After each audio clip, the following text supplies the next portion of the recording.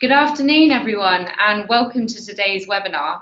I'm Emily McMahon, and I'm the Content Manager here at Perkbox, and we're delighted to be hosting our expert webinar speaker for today, Andy Swan, keynote speaker, writer, and author of The Human Workplace.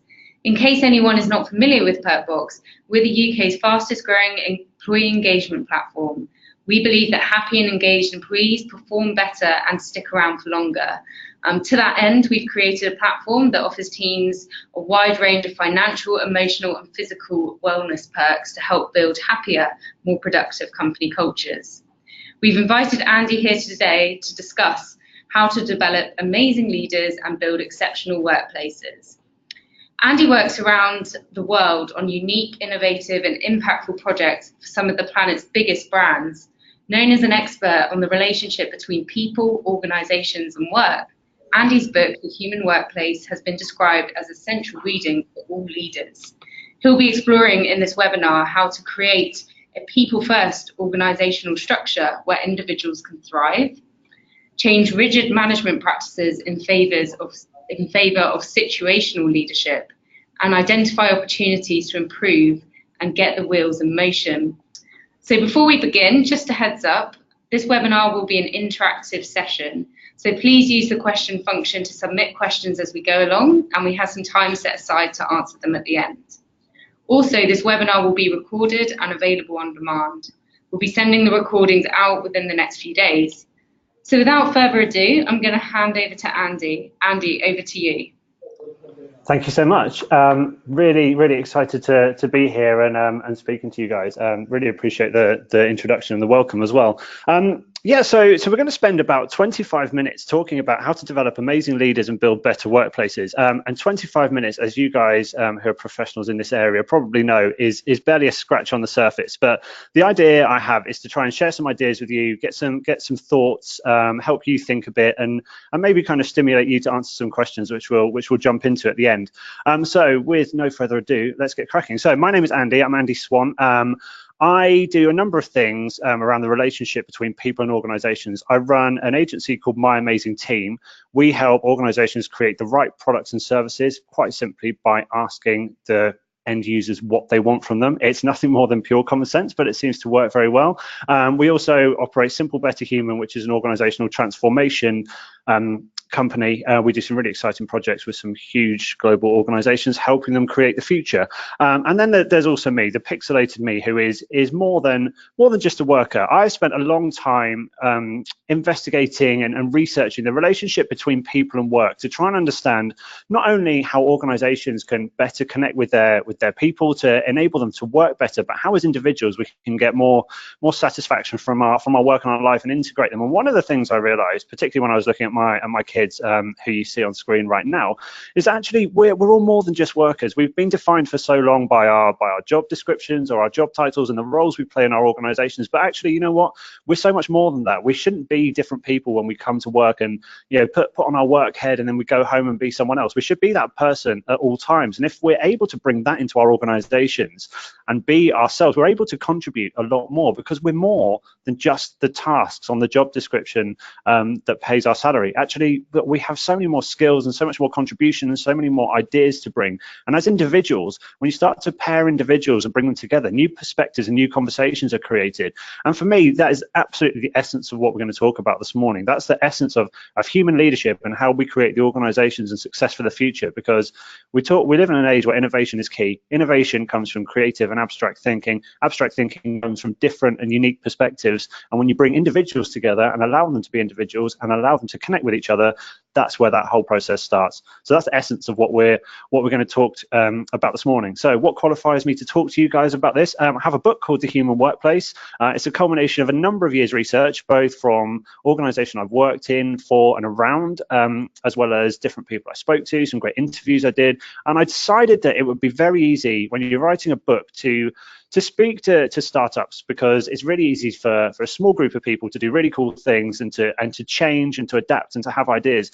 But what I really wanted to understand was, when organizations get complicated, when they get necessarily big, how do they start to bring that human element into their workplace and create the future through people? And what I discovered was, you know what, actually some of the biggest organizations on the planet, some of the organizations you might not expect, are actually doing some really interesting and exciting things that are really creating that future. And that's what I brought together in the book. So for example, you have Microsoft, and you think if they're gathering employee data, they would be using it to control their employees, check when they're logging in, check what they're doing. But actually they're not. They're using it to build an experience that allows the employees to get the tools they have in their workplace and do their best day's work on their terms. Coca-Cola is focused on innovation and looking to how to shape the future and how to create better products and better services and reduce its impact on the world.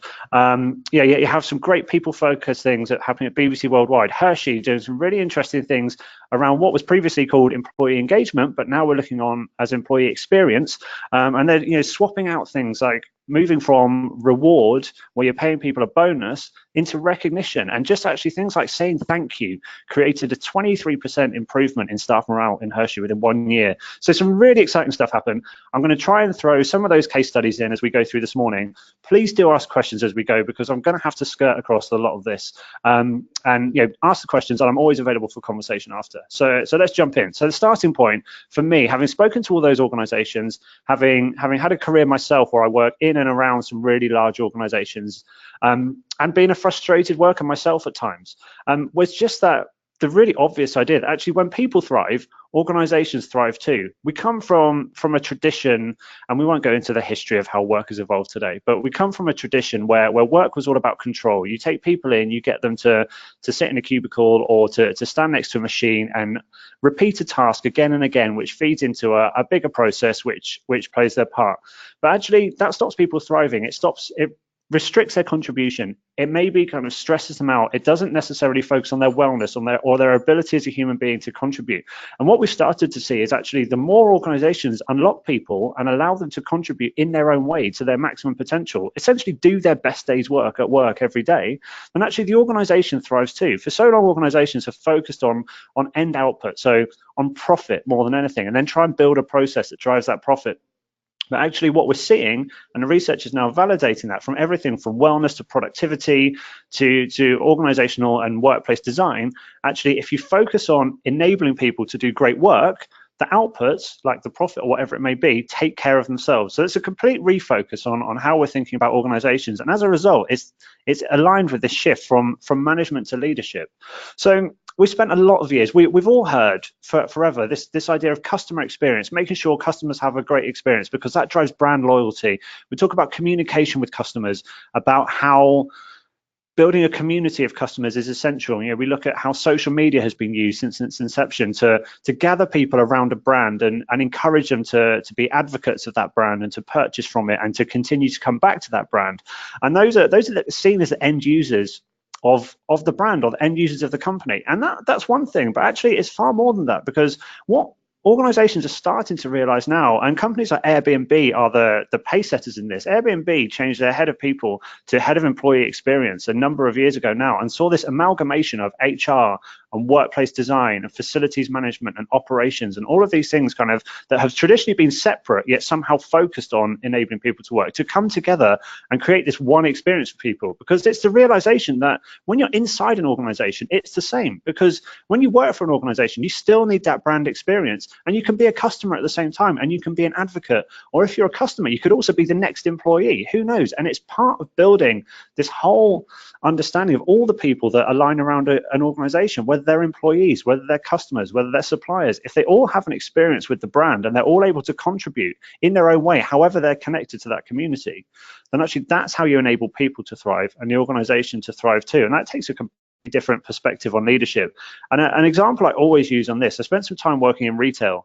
I used to work on Oxford Street in London, so a really main shopping street, and you come into the store, and one of my jobs was to welcome people as they came into the store as potential customers and make sure they had a great experience. So people would come into the store, I would welcome them, they'd see all the branding, they'd have a really nice, well lit, the right temperature controlled environment, people would be checking if they needed anything, how can I support you, how can I help you, making sure their checkout experience was great, and then say goodbye to them as they left the store. Now that's great. However, the people who were doing that, the staff of the organization, if you want to call them that, are also aligned with the organization, yet their brand experience, after delivering that great experience for the customers, was to press a keypad and go out the back and go into a storeroom which had 2 chairs in the back of a dusty storeroom and a microwave, and that was supposed to be their their staff area, and actually the connection they then had with the brand was very disappointing. So if you're trying to encourage customers to make their full contribution, try and do the same with employees. Give them that connection to the brand and that right environment to thrive. And actually, we're seeing a lot of organizations do that now. If you want a really great case study on the design of environments, then have a look at what Sky did with their campus in London, in the UK, and also take a look at Sea Containers House on London South Bank. There's some really progressive stuff happening there where different companies within the same group are actually going into co-located workspaces and keeping their own identity while enjoying collaborative space as well. And it's very focused on wellness and a whole part of contribution and well-being and your whole ability to be yourself at work. But I digress. So building the experience, whether internal or external, is hugely essential because experience is everything. And here's why. So when we talk about how we shape the future, we talk about ideas, we talk about innovation, we talk about creativity, and all of these things are quite touted. You know, we hear a lot, evolve or die. But how do you evolve if you're not connecting people? If people are unable to come in, understand what they need to do their best work, be able to do that best work, and also help others to do the same, then how do you expect that to happen? And I'll go back to the example I've already mentioned about creating people. When you bring two people together, two individuals, and ask their opinion on something, they both bring different perspectives. And the more different perspectives you can knock together, the more ideas and the more developed conversation you can have around anything, whether it's how you deliver the right experience for your employees or whether it's how you deliver the right products and service for your customer, and actually involving the people who are those end users who need to use those products, services, workplaces, whatever it might be, in that conversation, and listening to them and understanding what they actually want will help you deliver that experience. It's actually very simple. We've spent many, many years putting layer and layer of process and control on everything. But actually, we need to shift that back out and move to a point where we start with complete freedom and we add in the basic parameters we need to add to control our workplaces, whether it's a machine has to run at X times, the store has to be open at this time, we have to man the phones at this time. You know, don't kill anyone, don't create a health and safety nightmare. Actually, the basic parameters that go into enabling the organization to operate are one thing, and from there just provide people with the tools and give them the freedom to do the work in their own way, because that's the best way to create that experience. And when people have a good experience, not only are they able to contribute better, then they go out and they talk about it. So Schneider Electric have a really interesting global strategy, local delivery perspective on how they deliver their overall workplaces. And when I say workplace, I don't just mean a physical workplace. It's the virtual space, it's the places people use for collaborating and for connecting with the organization. And actually they have a global strategy, but they empower each local location to deliver that strategy in their own way. So the people in that location can say, okay, we understand this is the strategic aim. How do we deliver that meets our aim? So they have a site in India where there's a communal vegetable garden as a well-being initiative within the workplace. There's the Hive they have in France, in Paris, which is a completely different type of workspace, but it's still built around these same principles.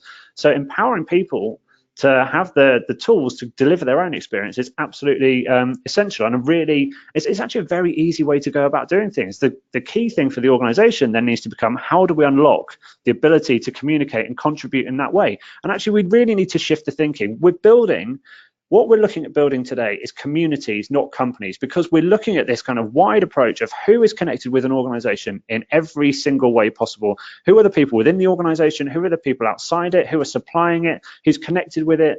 Who are affected by it? You have these big manufacturing organizations with the impacts of what they do affects local communities, and you have the families of the people who are employed by the organizations. They're also affected by what happens in the organization. So organizations now need to think about communities and now allowing information to flow, allowing collaboration to happen, enabling people to contribute and be part of the organization. And that's also a shift, because it means you don't want everybody aligned with the organization. Who you want aligned with the organization are the people who actually align with it. So the organization needs to go right back to the start and really understand, what's the focus of our community? What are we actually trying to achieve here?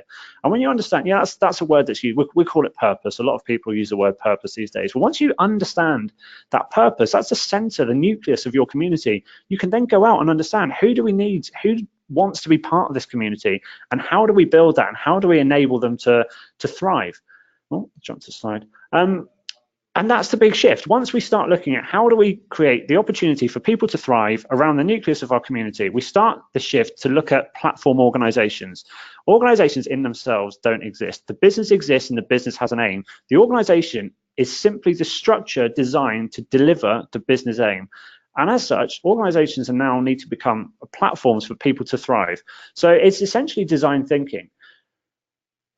You have to invent your organization. You have to understand why it exists, what you want to do with it. You then go and design. And that's not we design it once and then just run it forever. That's a constant situation where we say, okay, what do we need today? When there's two people sitting in the first office an organization has, then what do they need to be able to work their best? You design it, you create it, and then you monitor it as things grow, as things change. You need to be constantly assessing it and rethinking and tweaking it and evolving it.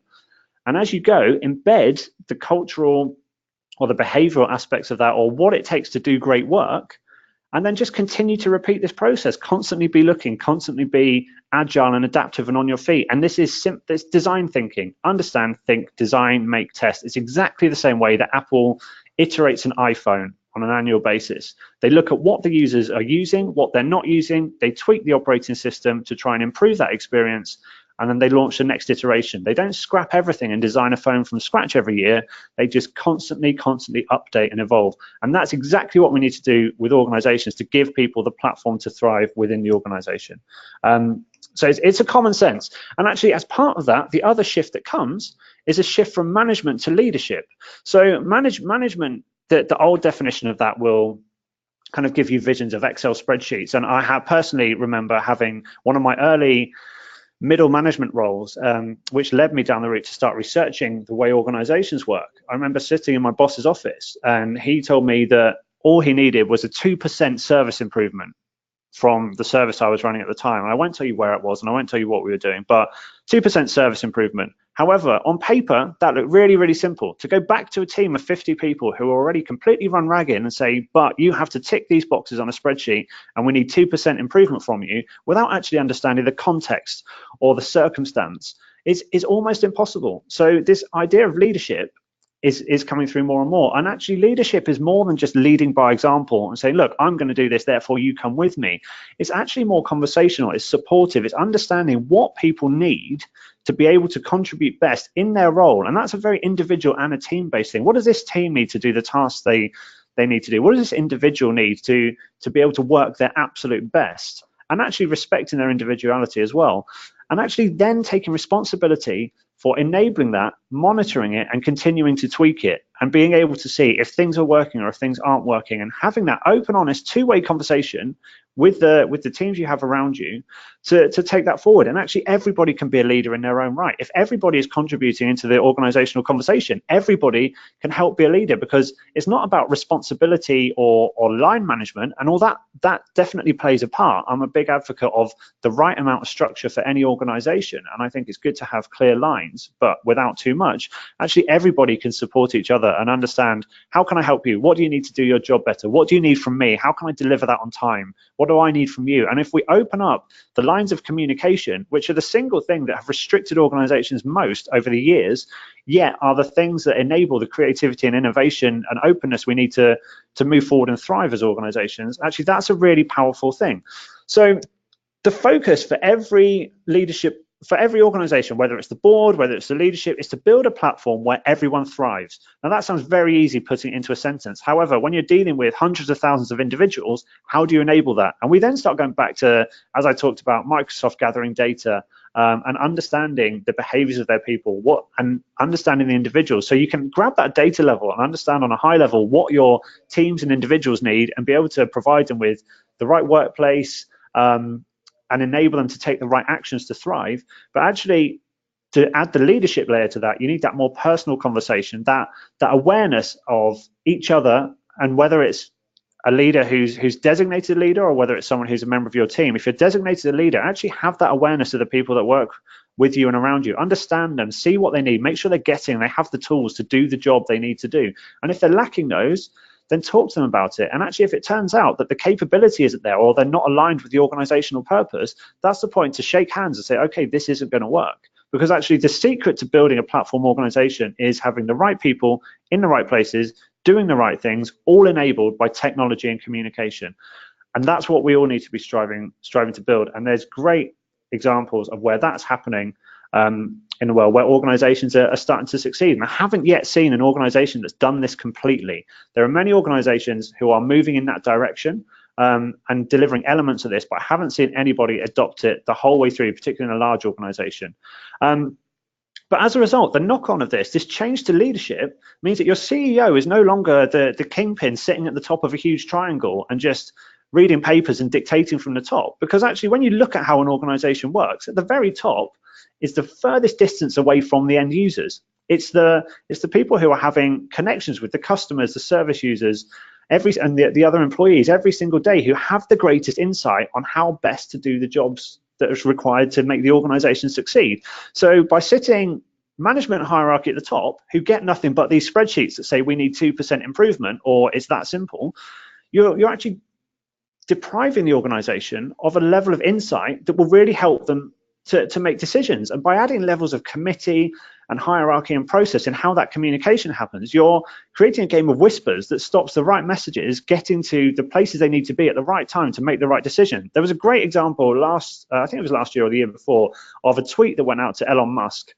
Somebody complaining about how Tesla charging stations were being used by people for glorified car parks, so they could go and do their shopping, and meant other people couldn't charge their cars. And because that message was picked up by Elon Musk in a tweet, he went straight to work on it. And within 2 days, there was a slight procedural change around how Tesla charging stations were used in the US, which actually enabled people to get a better experience from using those charging stations because other people weren't hogging them. And it was that simple. Had somebody have had to, this frustrated customer had to write into a customer service email address, and eventually it got read by the right person, who then took it to the management meeting, who then took it up through the chain, you're probably talking 18, 24 months before that issue was ever resolved, by which time you have a number of frustrated customers.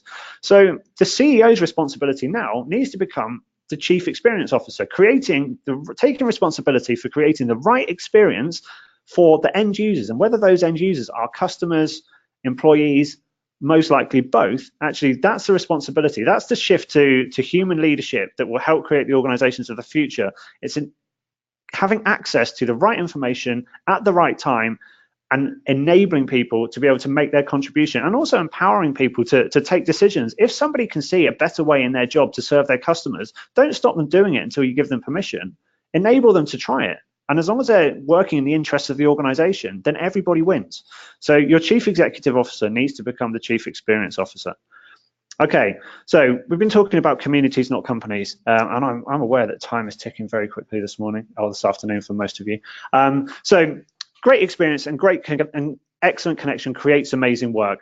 There's a lot of stats that back that up, and actually the stats that back that up, I was involved in something called the Wellness Together research last year that looked at if people are enabled to or empowered to look after themselves well at work, and given the right capability to do that, how that creates increased productivity, and there's links to profitability. So the background stats are there. It's very difficult to get very measurable stats on what a great employee experience is. You can understand feedback, you can understand morale, you can understand all these different things, but actually we're now starting to build this kind of whole combined picture, and now thinking about it, it's probably a piece of research I should do, that brings all of this stuff together to understand the impact of the great experience people have with a community organization to be enabled by the platform to do amazing work. But that's exactly what we should be focusing on, the right experience and the right connection with the organization to drive amazing work for everybody. And what that looks like in human leadership terms is creating the conditions for others to thrive. It's not taking responsibility yourself and hoping everyone comes with you. It's enabling everybody else. So one analogy I used in the Human Workplace book was this idea of a stadium. So within the stadium, you have the team on the pitch. They need to have the right strategy. They need to have the kit to be able to do the job. They need to have the right playing surface. But within that, you then have the crowd who are sitting around them. They then provide the support. They need to have a view of the pitch. They need to have a nice experience to be able to get to the ground in time. They need to be allowed to be vocal. They need to be able to bring their flags in, to wave them. So that environment needs to be able to happen. Then outside that, you have the people who are watching on TV. So they're a little bit of a satellite connection, but they're still very connected, and they need to be able to have the right TV picture. They need to be able to enjoy the game in their own way. So you have this conditions for others to thrive, whatever their connection to the organization is. And I think that's a really nice analogy, and that's how we create human leadership. We look at what are the conditions for others to thrive, not how can I bring them with me.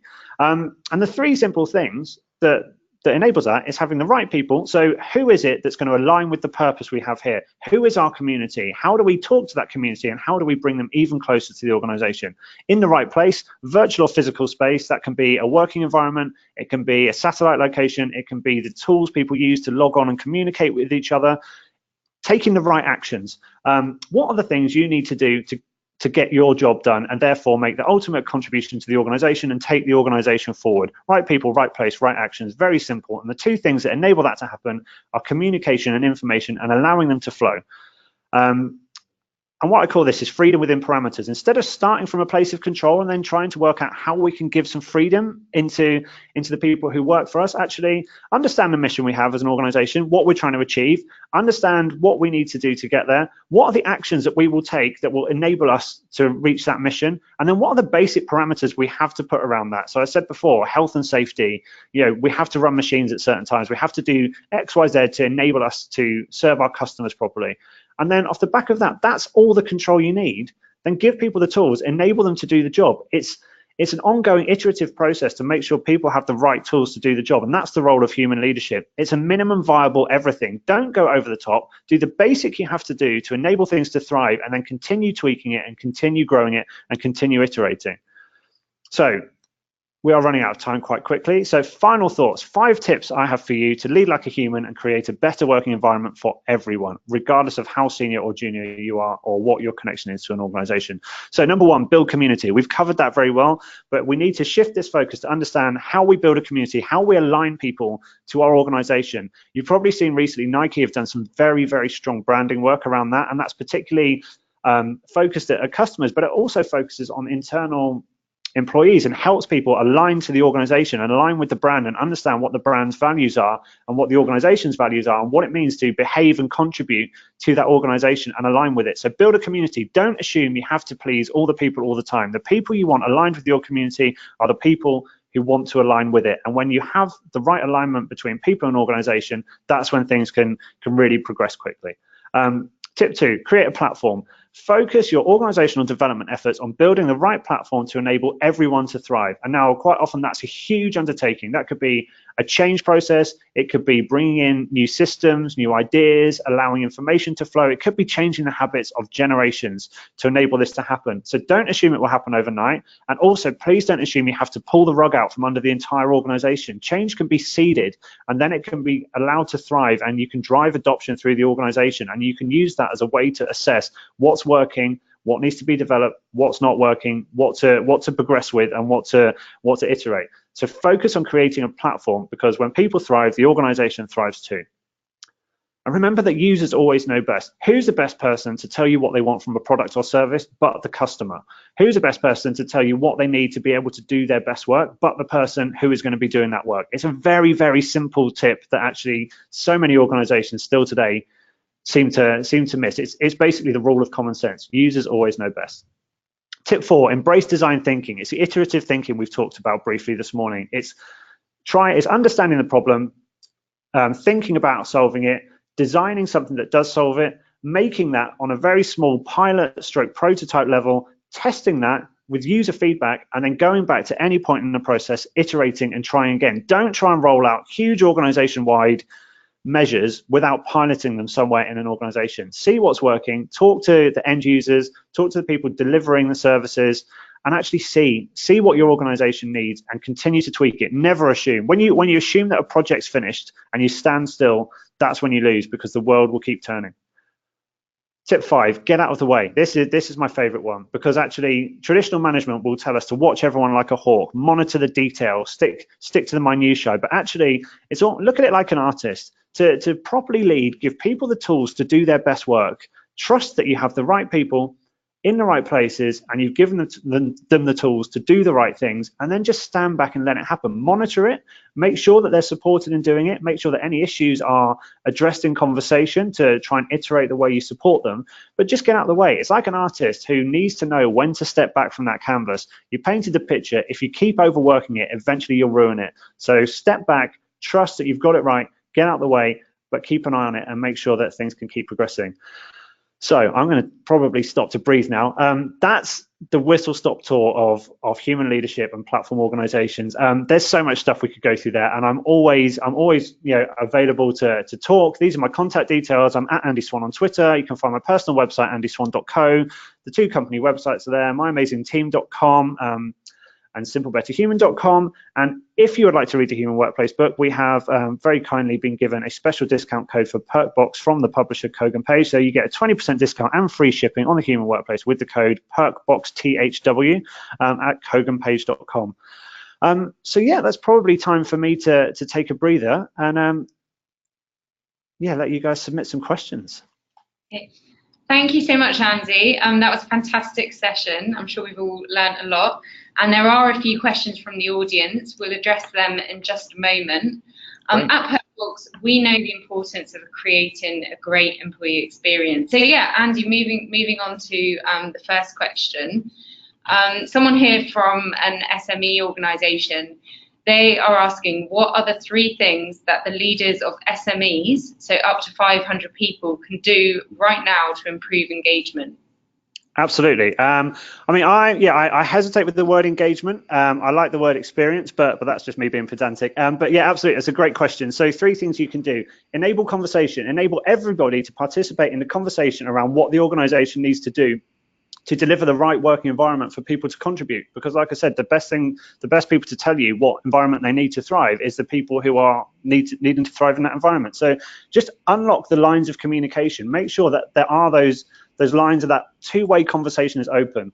I think empower leaders to empower people, because if people are trusted to take actions in the interest of the organization, then I think that's a very powerful thing, because they can see how best to do their job or how best to serve customers. So that, to allow that to happen, leaders need to be empowered to let that happen. And I think that's one of the shifts: empower leaders to empower people. And it's that kind of shift to actually understand that there's a level of monitoring you need to do, but it's a conversation. How are things going? How is the contribution happening?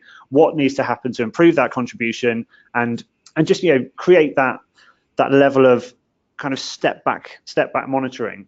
And then I think a third thing is always make sure you have the right systems and build the right platform. Design what you're doing with your organization, and don't do things just for the sake of it. Everything has to do things for the right reason. If you're going to bring in a system, or whether it's a computer system or something, implement it because it needs to be implemented, and pilot that and test it and check it's needed and tweak how it's implemented as it goes. I mean, I've seen loads of examples in the past of organizations saying, oh wow, we need, I don't know, going back a couple of years now, we need something like Yammer, we need an internal social network, and they'll spend some time implementing it as a systems implementation, and then they'll just sit there and say, well, why aren't people using it? Because we know we've read the case study that say it's a good thing, but no one's using it, and that's because the adoption hasn't been driven and it hasn't been done for the right reason. If there's a reason to put in something, put it in and start that conversation. The reason for something like Yammer, for example, is to capture conversations and collaborations that are happening in organizations. It's a platform for doing that. But if you're not allowing those conversations to happen, there's no point putting the system in. So really design what you're doing within your organization, and just make sure that everything you're doing for the right reasons. Okay, brilliant. So the next question is, what suggestions do you have, Andy, for companies that have a very minimal budget to spend? Absolutely. I think the great thing about all of this stuff is actually it doesn't necessarily take budget, because this isn't about huge systems implementations. This is about understanding the minimum you need to do to enable your employees to thrive as part of a community. And I think the best thing you can do is go right back to the beginning, understand, really look at why are we here, and what are we doing this for? What is our community? Why does our community exist? And then really just you can then start to connect with that community in a very straightforward way, and just start to refocus, and then just put the minimum of everything you need to do in. This isn't about tying things down with a new management structure or a new overarching IT or collaboration system. This is just making sure you have the right people in the right places doing the right things to enable the organization to follow the business mission. And actually that more than anything is a conversation and just making sure that people are involved. So there are some very simple things you can do without spending money. And I think the key thing to remember as well, this isn't about creating a blueprint. And one of the things I say in the human workplace as well is this is a toolkit for you to use to understand your organization and implement your own approach, because every organization is individual. There's no blueprint that says this is how your organization should run. This is what your workplace should look like, because actually you're different. There was a big trend of people saying, oh, Google had a slide, therefore do we need slides or something in our office? But actually, Google's workplace works for Google. You're not Google, you're your own organization. Have confidence in your organization and the mission you're going after, and then build the organization accordingly on your own terms. Okay, brilliant. So someone has asked, what tips do you have for helping leaders who are stuck in their command and control ways so they move more into a supportive style? Absolutely, and we're creatures of habit. We're all humans. We're creatures of habit, particularly where we've had a long career. We learn these behaviours, and they are hard to break. But then again, they need to be broken sometimes, and the benefits of breaking them are there to see. And I think actually a change of perspective is really essential, and actually kind of getting people out of that mindset, seeing things from a different mindset. And there's so many different ways you can do that. And again, it comes down to your own organization and how you want to approach it. But so, some of the things we do with leaders here, there can be really immersive away days where you really go and explore what this organization is, what my role in it is, why do I go to work every day? And quite often it's a personal driver as well as what your expectations of your role as a manager or leader are. So really kind of, experiential deep dives, go get some, maybe mentoring or maybe just some case studies. Go and arrange for your leaders to go and shadow somebody else for a day, because I think we always assume that doors are closed, but they're not. People are more communicative and more open than you think. And I think if you approach someone and say, I've seen something you posted on LinkedIn, I see you have a great management style or leadership style, could I just come and talk to you? Can we have a coffee? Or can I come and just watch you in action for a day? People are really amenable. And I think empowering your leaders to change their own behavior is what helps those habits to change and make them last. Telling them, just giving them a one-day course and saying, here's how we expect you to behave. If anyone who has kids, trying to tell your children, here's how I expect you to behave today, they'll just look at you and go and do the opposite. And I'm not saying that all managers are children. What I'm saying is, as humans, we learn habits and they need to be broken. But actually, it's really powerful when we're empowered to make that change ourselves through a combination of experience, information, and personal choice, and doing it in our own way. And I don't necessarily think that sending people on a one-day workshop on how to be a better leader will actually help them understand the personal benefits of making that change. So a question here is, how can you make your employees feel valued aside from financial benefits? And how can you demonstrate that their opinions matter and will be taken into consideration? I think for me, that question's just answered itself. So when I was writing the book, one of the case studies, or one of the questions that somebody asked me when I wrote a piece about it online, somebody came back and said, I run an SME. We've done all this stuff that we hear. We take all our employees to the pub. When it's hot, we buy them ice cream. We buy lunch at least once a week. We have all these social events. And now we've got to the point where no one does any work and they just expect all this stuff. And actually, I think that's the key. People, reward and recognition is about contribution. There's a great quote, and I forget the designer who made it, but it just says, work hard and be nice to people. And if you go into Mind Candy's offices, Mind Candy's are the guys who invented Moshi Monsters. It just hangs above I was going to say elevator, but it shows how Americanized I am today. It hangs above the lift. So the first thing you see when you come out into their office is just this poster that says, work hard and be nice to people. And I kind of think that's essentially all the guidance you need. And I think including people in that way is actually a really powerful way of doing it. Saying thank you to people when they do some great work, recognizing the contribution they've made and empowering them to make that contribution and recognize each other is a really good way to do that. Okay, great. So how can you encourage management to embrace big changes such as flexi time, perhaps? Absolutely. So I mean, there needs to be the case there. Why does that need to be there? We're starting to see evidence of how wellness and personal choice and the ability to contribute in your own way are beneficial to traditional business outputs like productivity, profitability, these kind of things. So A, there's a case to be made there, but B, prove that case, run a pilot. Don't say, as of tomorrow, as of Monday, we the workers demand full flexi time. Actually make the case and say, well, here's our hypothesis. Based on the data we've seen, we think that if we do this, this result will happen. And then run a pilot project. Run it, even if you do it necessarily without permission. In one department, one team, just run for a week a little pilot project where you allow people flexi time, and then gather the data, gather the insight that will then tell the organization how to implement that, and then you can scale it, and then you can roll it out across the organization and tweak the policy as you go. It doesn't necessarily need to be a whole organization-wide shift immediately, and you can make that point and encourage adoption even at the most resistant level when it's high up the management chain or otherwise, if you're making the case and bringing the hearts and minds of people as you go. Okay, brilliant. So we've got time here for probably one more question. Who do you think should take responsibility for making this change towards a more empowering organisation? Do you think it should be led from HR or from the SLT or CEO? Who do you think is responsible for this? I love that question. That's amazing. So I think it's everybody's responsibility. If you want a better day at work, don't sit there waiting for the organization to give you a better day at work. If you can see a better way to serve your customers, don't wait for permission, serve your customers. So we can each, I call it positive activism. We can each take responsibility for our own situation and improve it, and therefore improve the situation of everyone around us.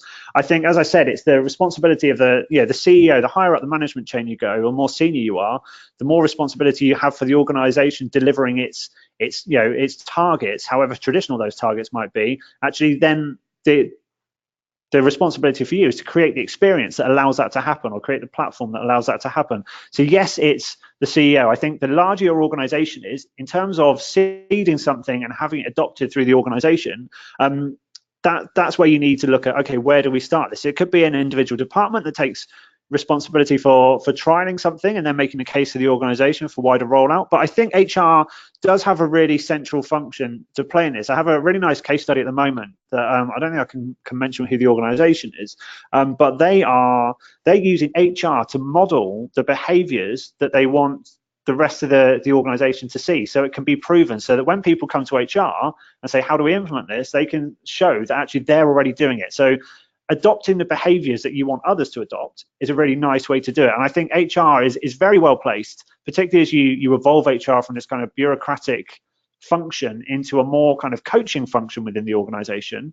I think that's a really nice way to centralize movements and give these movements kind of almost a breeding ground and a starting point. Almost look at it as an incubation for new initiatives. But all in all, I think everybody has a part to play. And again, it comes down to the individual organization, how they want that to filter through. And it may be that particularly the organizations that need to change the most, and we see this again and again, are the ones where the hierarchy is most resistant to change. So that's where you need this bit of positive activism, who can then take responsibility for things and go and make that case and say, well, look, we've tried it, this is working, here's why the organization needs to take this seriously. Okay, brilliant. Thank you so much, Andy. I know you called in from America this afternoon or this morning where you are, so we really appreciate you taking the time to join us today. And I'm sure a lot of us got some fantastic tips on how we can make our workplace better. So yeah, as I mentioned before, Andy, if you can just flick to the last slide. Absolutely. If anyone is interested in finding out more about PerkBox, we're a big fan of the employee experience, and you can go onto the website, you can download the brochure. We'll also be following up with some more information, as well as that video that we didn't manage to show during the webinar. But yeah, thanks so much, Andy, and goodbye and have a great afternoon, everyone. Thank you, and thank you all for listening.